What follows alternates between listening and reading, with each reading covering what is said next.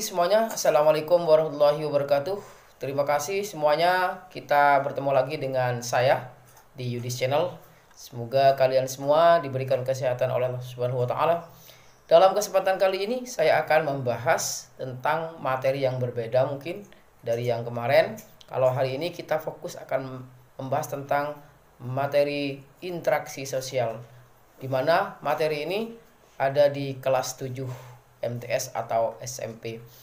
Baik, sebelum kita memulai materi ini, marilah kita saksikan tayangan ini. Perhatikan, kira-kira kalian punya gambaran seperti apa. Oke, check it out.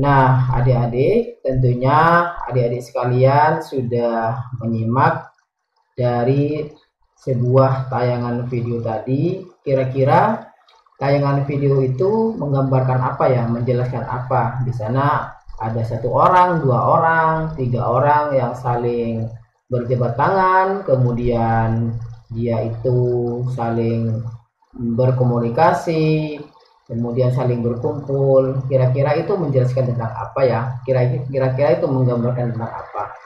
Baik, mari kita tinggalkan dulu tayangan video itu tadi, sambil lalu adik-adik itu berpikir, sambil lalu adik itu menganalisa dari sebuah tayangan tadi. Baik, kita akan belajar terlebih dahulu tentang materi kita, yaitu materi tentang interaksi sosial, ya. Namun sebelumnya kita akan menjelaskan tentang bab ini. Bab ini merupakan bab 2 dari mata pelajaran IPS di kelas 7. Semoga nantinya adik-adik itu bisa memahami dengan apa yang saya terangkan. Lalu apa sih bab 2 itu? Yaitu interaksi sosial dan lembaga sosial. Interaksi sosial dan lembaga sosial ini sangat berkaitan. Artinya lembaga sosial ini tidak akan terbentuk tanpa adanya interaksi sosial. Lalu apa sih interaksi sosial?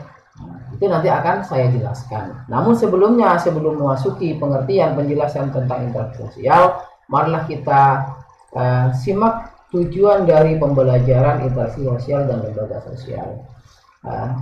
Yang nantinya setelah kita belajar tentang interaksi sosial, maka adik-adik paham dan mengerti apa sih tujuan dari pembelajaran ini. Yang pertama apa kira-kira? Yang pertama, adik-adik itu diusahakan memahami konsep ruang. Kalau kita berbicara ruang itu, pada saat kita belajar pertama masuk di kelas 7, kita sudah diajari dengan masalah ruang, pengertian ruang, bahwasanya ruang itu adalah segala sesuatu yang ditempati atau yang ada di permukaan bumi, atau semua tempat di permukaan bumi, baik secara keseluruhannya semuanya, atau berupa daratan, lautan, dan udara, itu semuanya ruang. Ya, itu nanti akan memahami itu. Dalam hal ini kalau kita melakukan interaksi sosial, nanti adik-adik mengetahui tentang keadaan ruang di sekitar kita. Bahwasanya di ruang di sekitar kita itu ada manusia, ada hewan, dan sebagainya. Lalu apa tujuan yang kedua? Tujuan yang kedua itu dapat memahami pengaruh interaksi sosial terhadap pembentukan kelembagaan sosial. Nah, kalau kita sudah belajar tentang interaksi sosial, maka kita itu nanti akan lebih mengerti tentang apa pengaruhnya adanya interaksi kita dengan masyarakat di sekitar kita, yang nantinya mungkin karena ada interaksi maka terbentuklah suatu lembaga sosial di masyarakat. Kemudian yang ketiga adalah tujuan dari pembelajaran bab 2 ini, adik-adik nanti bisa memahami konsep lembaga sosial. Kalau sudah memahami konsep lembaga sosial, berarti adik-adik sudah tahu apa sih keberadaan apa saja yang ada di dalam lembaga sosial. Yaitu contohnya ada norma, aturan, adat istiadat, gitu, seperti itu. Itu nanti kalau sudah memahami tentang tujuan dari interaksi sosial yang nantinya bisa membentuk suatu lembaga sosial, seperti itu. Apa sih lembaga sosial? Itu banyak contohnya lembaga sosial itu di masyarakat itu banyak ya. Ada rukun karya, kemudian ada rukun apa istilahnya itu sekarang ada apa istilahnya itu ada lembaga-lembaga yang lain gitu seperti itu ya. Oke. Lalu ruang lingkup pembahasan bab 2 ini apa saja yang akan dibahas? Yang pertama kita akan membahas tentang masalah interaksi sosial. Lalu kemudian juga akan membahas tentang pengaruh interaksi terhadap pembentukan lembaga sosial.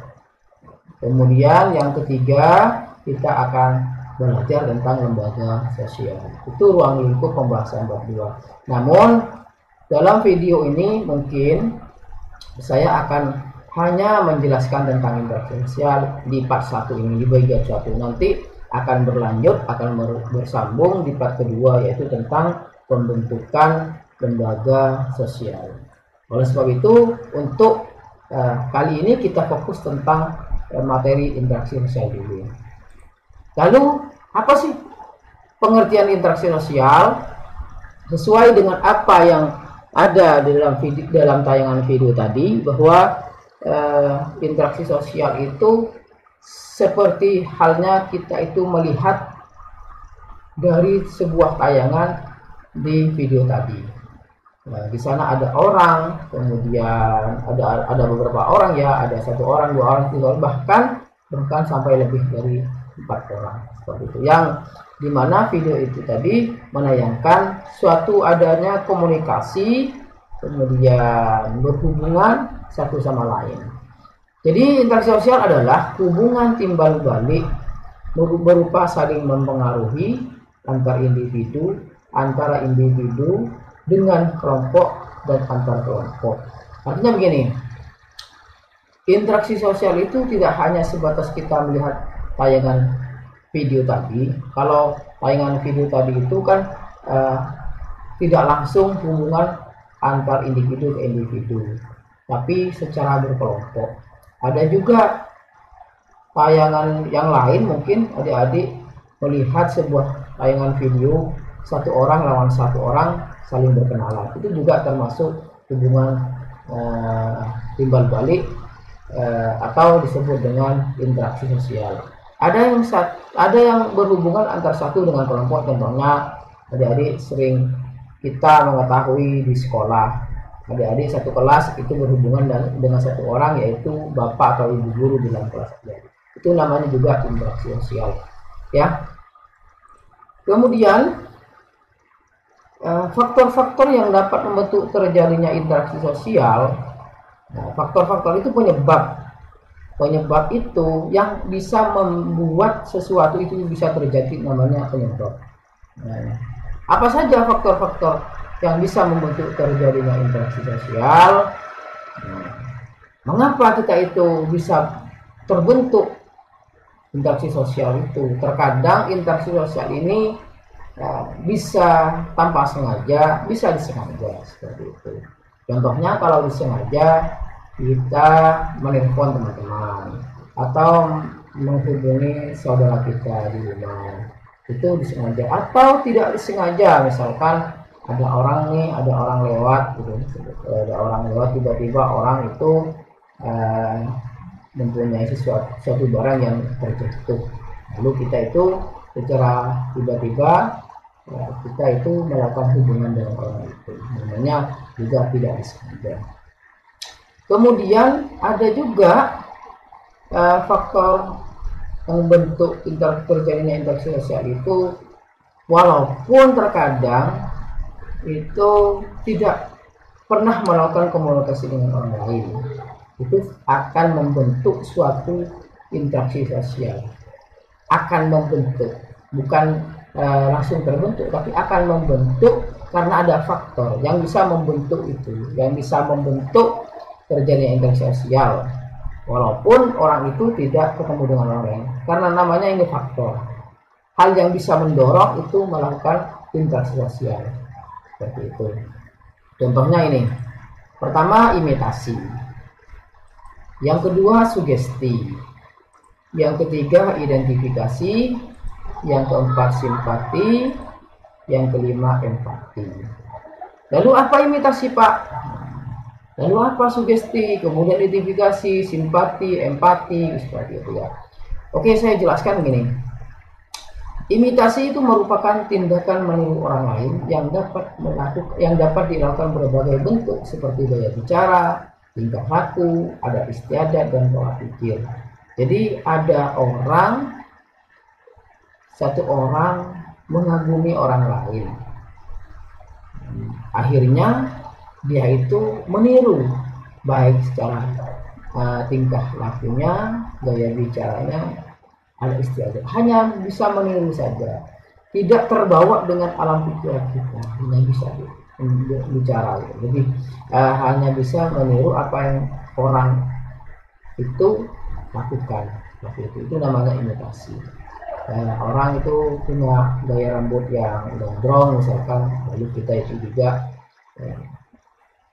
mempunyai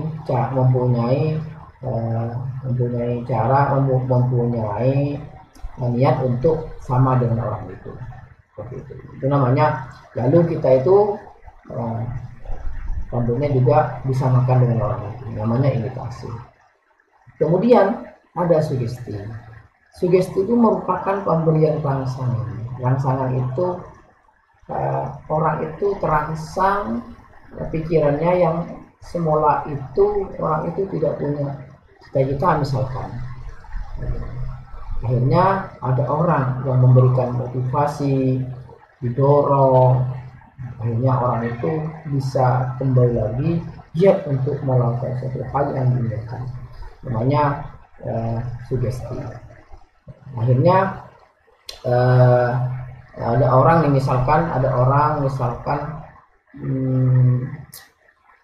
stres gitu, ada orang itu putus asa, kita melihat orang itu gara-gara orang itu stres, putus asa, orang itu merasa iba, merasa kasihan pada orang itu. Akhirnya kita mendatangi mereka, memberikan pandangan, memberikan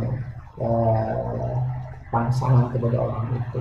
Akhirnya orang itu berubah, yang awalnya tidak punya keinginan apa-apa, akhirnya menjadi orang yang sukses, orang yang giat untuk orang. Itu namanya sugesti.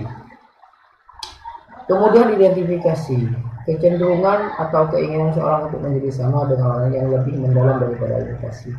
Ini bukan hanya gaya bicaranya, tingkah lakunya, ada istiadat, tapi keseluruhannya itu menjadi ingin sama dengan orang lain, ya, menjadi ingin sama dengan orang lain, baik dari karakter, akalnya, pikirannya, pokoknya lebih mendalam daripada imitasi.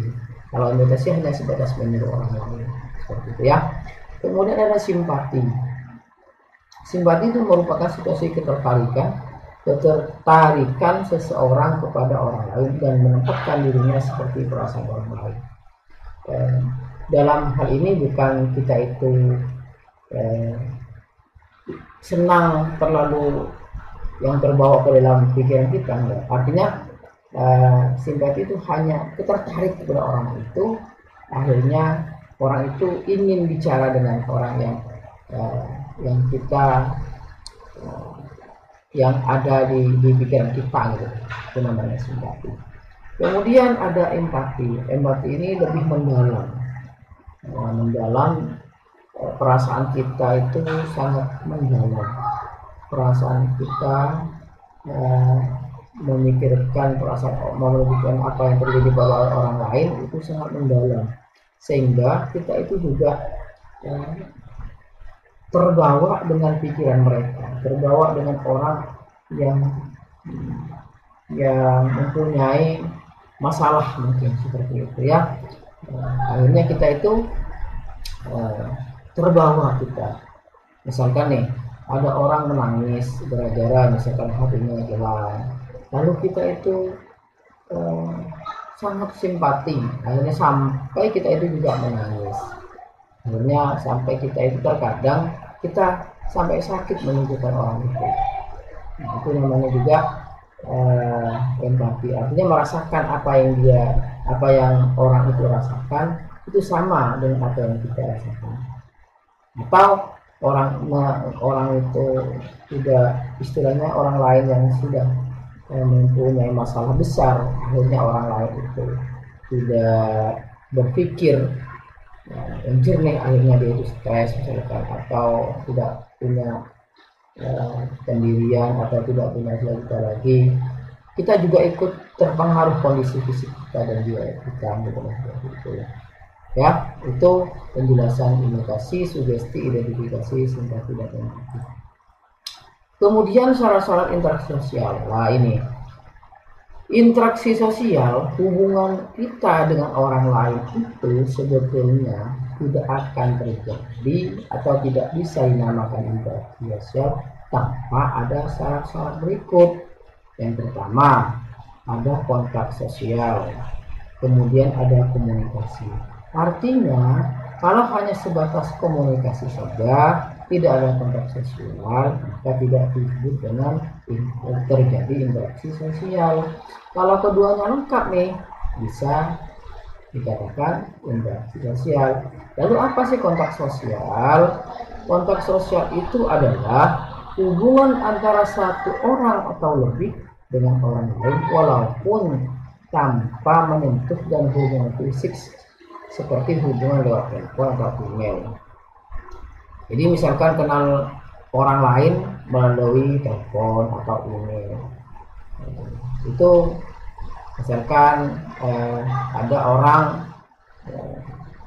salah nomor gitu ya, kemudian dia menelpon kita, lalu kita itu tidak mengangkat, akhirnya kita telepon balik, dia mengangkat tapi tidak tahu kita gitu. Itu contoh dari kontak sosial seperti itu. Artinya dalam melakukan kontak sosial ini hubungan itu bisa melalui lewat telepon atau email walaupun kita tidak berhubungan secara fisik, seperti itu ya. Kemudian komunikasi, ada proses penyampaian pesan dari satu pihak kepada pihak lain. Artinya kalau hanya sebatas ada kontak saja, tidak ada komunikasi, maka kita itu tidak disebut melakukan interaksi sosial. Komunikasi pun itu ada unsur-unsurnya, ada pesannya, ada orang yang menyampaikan pesan, ada yang menerima pesan. Artinya kalau tidak memenuhi unsur-unsur berikut yang tadi, itu tidak disebut dengan melakukan komunikasi. Jadi misalkan kita melakukan interaksi sosial agar bisa disebut dengan interaksi sosial, ya harus ada dua syarat ini, ada kontak sosial, ada komunikasi, seperti itu ya. Kalau kontak sosial ada, tapi komunikasi nggak ada, jadi tidak bisa disebut dengan interaksi sosial. Apalagi hanya komunikasi saja yang orang itu tidak paham dengan apa yang kita bicarakan, seperti itu ya. Oke. Nah, bentuk-bentuk interaksi sosial, bentuk-bentuknya ada berapa? Yang pertama proses asosiatif, yang kedua proses disosiatif. Proses asosiatif ini, sebelum kita masuk ke tiga macam yang ada ini, saya jelaskan dulu. Proses asosiatif itu bentuk hubungan seseorang yang mengarah kepada hal positif, yang bisa membuat orang itu mendapatkan manfaat. Itu namanya hubungan asosiatif atau proses asosiatif. Contohnya ini kerjasama, akomodasi, asimilasi, seperti itu. Kemudian proses disosiatif. Proses disosiatif itu yaitu hubungan yang dilakukan oleh orang lain kepada orang di sekitarnya, atau hubungan kita dengan orang lain yang bisa menyebabkan hal negatif atau pertentangan, namanya proses disosiatif, seperti itu. Contohnya apa? Persaingan ini boleh, tapi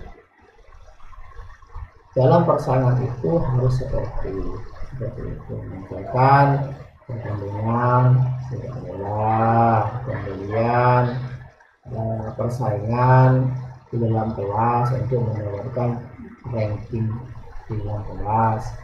Ada juga proses disosiatif yang kontroversi ini yang kita harus menjauhi. Contohnya apa? Bentrok dengan orang lain, atau berantem, atau misalkan konflik dengan orang lain, bermusuhan, itu tidak boleh dilakukan oleh kita semua ya. Itu bentuk-bentuk interaksi sosial. Oke. Nah, jadi saya ulangi lagi, bentuk-bentuk interaksi sosial itu yaitu ada dua. Yang pertama proses asosiatif, yang kedua proses disosiatif. Proses asosiatif itu proses suatu interaksi atau hubungan seseorang yang dilakukan yang bisa mengarah kepada hal positif. Kalau yang proses disosiatif, hubungan yang mengarah kepada hal negatif. Ya, oke, bisa dimengerti ya sampai bentuk-bentuk interaksi sosial ya. Semoga dimengerti. Nah, perhatikan gambar berikut. Ini satu. Gambarnya seperti ini, nangis ya, orang itu sangat sedih sekali gitu, seperti ini ya. Kemudian yang kedua, waduh ini hampir sama, bahayanya rambutnya juga hampir sama. Kemudian yang ketiga, ada orang peduli ya, mengajak orang itu peduli dengan suatu kejadian atau suatu musibah yang ada di sekitar orang ini mungkin, atau di daerah lain, akhirnya diajak untuk sama-sama peduli, seperti itu. Ini nomor 3. Nomor maaf ya, ini nomor 4 ya, ini nomor 4 bukan nomor 5, ini nomor 4, kemudian ini nomor 5 ya. Nomor 4 ini nomor 4 ya, ini nomor 4. Gayanya sama, cuma beda rambutnya ya, tawanya juga tak begitu sama. Nah, ini ada guru dan murid di dalam kelas yang memberikan mungkin memberikan suatu permainan agar muridnya ini lebih semangat dalam belajar. Nah, lalu apa kalian yang perlu diperhatikan, yang perlu dikerjakan? Kira-kira dari gambar di atas, coba kalian pilih dari gambar nomor 1 sampai nomor 5. Sesuaikan jawaban kalian di antara gambar yang menjelaskan imitasi, sugesti, identifikasi, simpati, dan empati, serta jawab alasannya. Nah, begini, dari 5 itu pilih ya, dari 5 itu kira-kira milih yang mana imitasi, yang mana sugesti, yang mana identifikasi, dan simpati serta empati, dan berikan alasannya. Misalkan yang pertama, nomor 1 itu misalkan sugesti, gambar sugesti, mengapa, alasannya apa, gitu, seperti itu. Yang kedua, identifikasi, misalkan alasannya apa kok bisa disebut dengan identifikasi, karena ya, alasannya kalian itu loh, seperti itu, bagaimana memahami gambar itu. Kemudian simpati, empati, gitu ya. Baik, itu saja apa yang saya sampaikan. Semoga adik-adik semuanya bisa memahami tentang materi interaksi sosial. Untuk pengaruh-pengaruh interaksi sosial yang akhirnya menjadi suatu hal yang bisa berpengaruh terhadap terbentuknya kelembagaan sosial, mungkin saya akan bahas di bab 2 ya, di bab 2 saya akan bahas, atau di part kedua, di bagian kedua di video ini.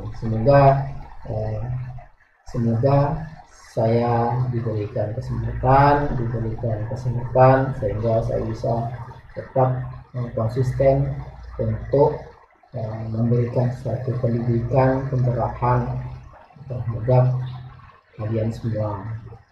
Dan apabila ada kesalahan, mohon dimaafkan, karena itu merupakan kemampuan dari saya sendiri. Tapi kalau benar, itu hanya semata-mata dari Allah Subhanahu wa Ta'ala. Oke, kita ketemu di part kedua dalam suasana tingkat sosial dan lembaga sosial. Oke, terima kasih. Semoga adik-adik selalu tetap semangat dalam belajar. Semoga sukses semuanya. Amin amin ya rabbal alamin. Akhirnya dari saya sampaikan, assalamualaikum warahmatullahi wabarakatuh.